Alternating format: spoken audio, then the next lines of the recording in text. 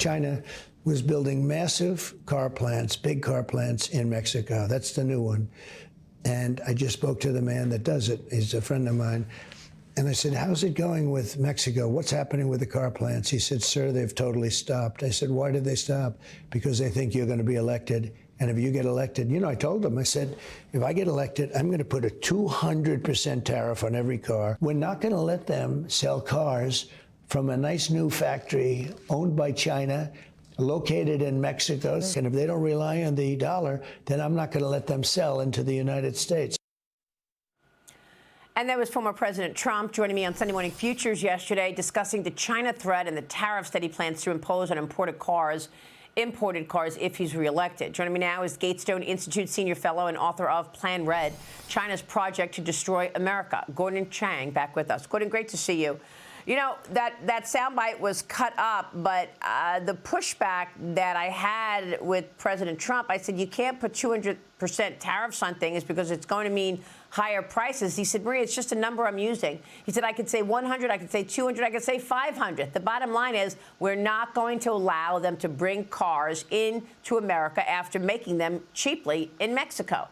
And I wonder your thoughts about this, Gordon, because he just relayed that story that they're no longer building these factories in Mexico because they expect him to be reelected. So there's a different behavior with this expectation that Trump is coming back. What do you think?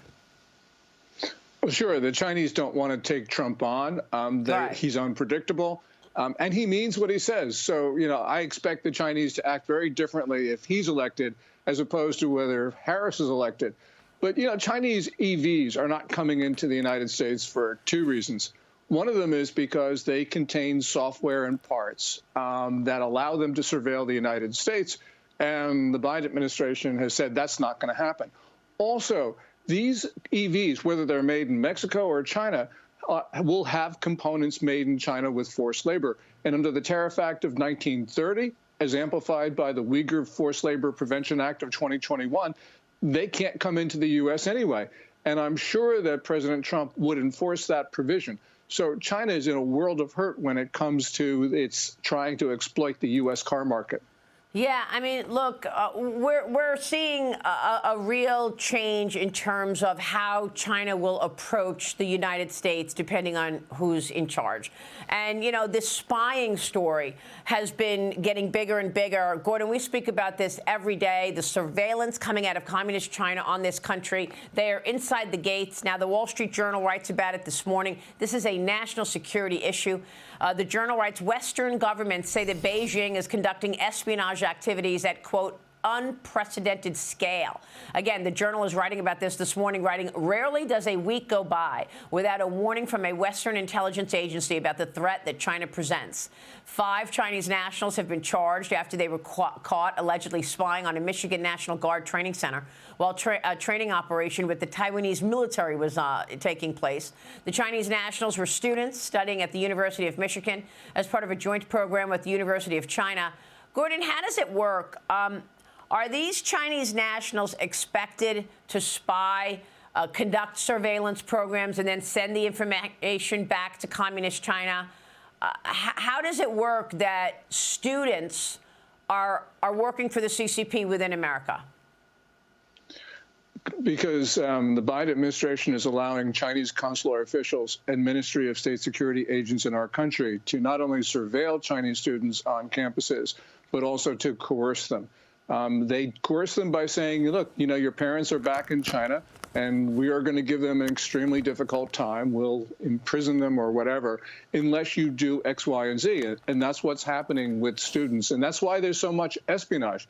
There was one estimate that 13% of Chinese students engage in espionage against the United States. And this espionage campaign, whether it's students or not, has been ramped up. Last month, a Chinese national attempted to gain entry to a U.S. nuclear weapons site. So this has gotten to the point of extreme seriousness.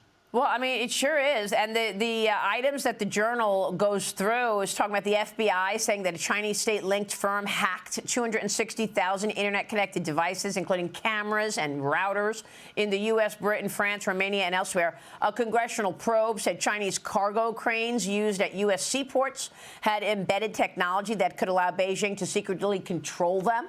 The U.S. government alleges a former top aide to New York Governor Kathy Hochul was a Chinese agent. You had Dianne Feinstein with a Chinese spy who was her driver for decades.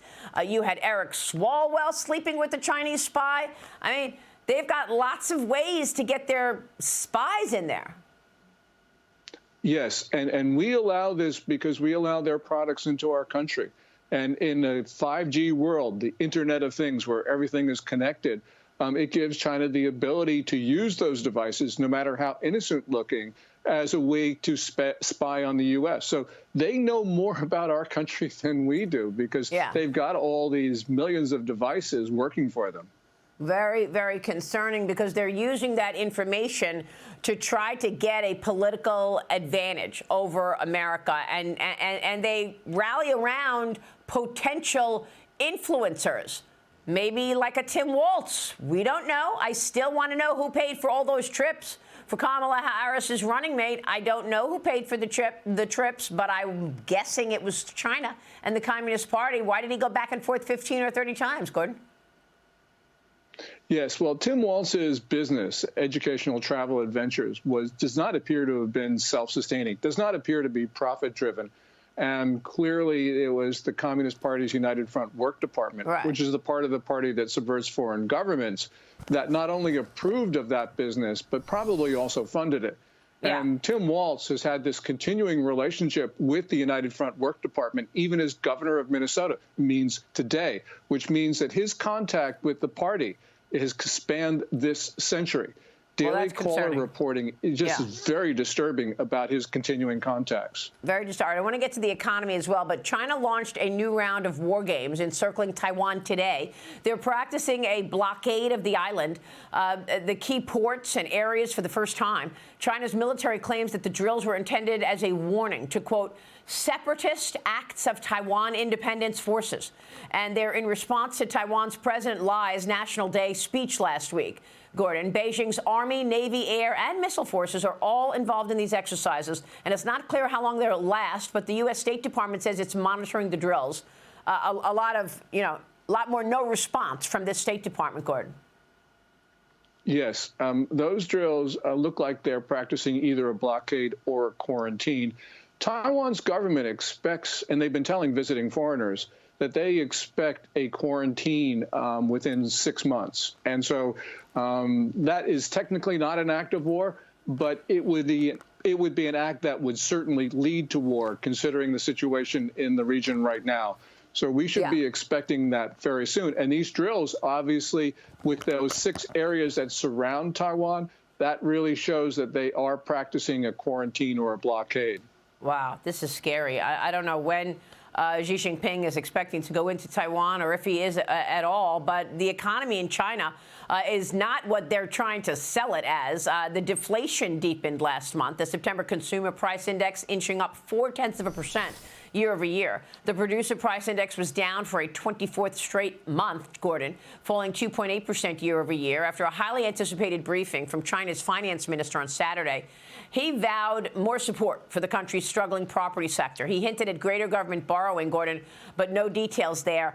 I wonder what you think of all this stimulus. I mean, obviously, you know, it's lifted lots of boats, lifted all boats in China, but it certainly left investors flat-footed when everything declined after a week of gains. Gordon, what's your take on the stimulus coming out of the CCP? Yeah, the finance minister's comments showed that China basically has not decided what to do. And I think the reason is because the country has far more debt than it is announced. And certainly, I think that essentially it has fewer resources than it's been reporting to foreign investors. So it doesn't have a lot of capacity. And clearly, China right now is in deflation, because when you look at the CPI, the core CPI was only up 0.1% last month. And that's a real indication that the country's prices are falling. The economy is failing. Yeah. I mean, they made these promises on Saturday, but I think investors wanted more because they want to know that the companies that they're buying have the backing of the CCP. But, Gordon, who wants that? You don't even get the true state of affairs at these Chinese companies when you invest in them because they're not telling you what the balance sheet looks like. They don't follow the same rules that other American companies follow on these major exchanges. I'm talking about Chinese stocks. Yes, and we'll never get that information because China is now considering that to be a state secret. And with the amendments to the counter-espionage law about 6 months ago, it's a real indication that China knows that it has a lot it does not want the rest of the world to hear. Yeah, state secret for a public company. That's not the way we do things in America, that's for sure. Gordon, thank you. Gordon Chang, always a pleasure, sir. We will see you soon. Thanks, Stay Maria. with us. We'll be right back.